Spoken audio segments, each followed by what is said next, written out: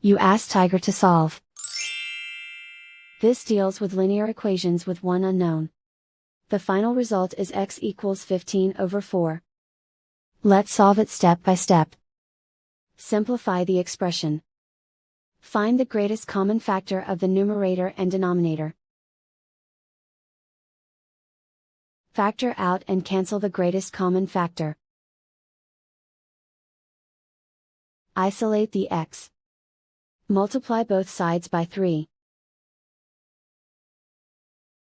Group like terms. Multiply the coefficients. Simplify the fraction. Multiply the fractions. Simplify the arithmetic. And so the final result is x equals 15/4.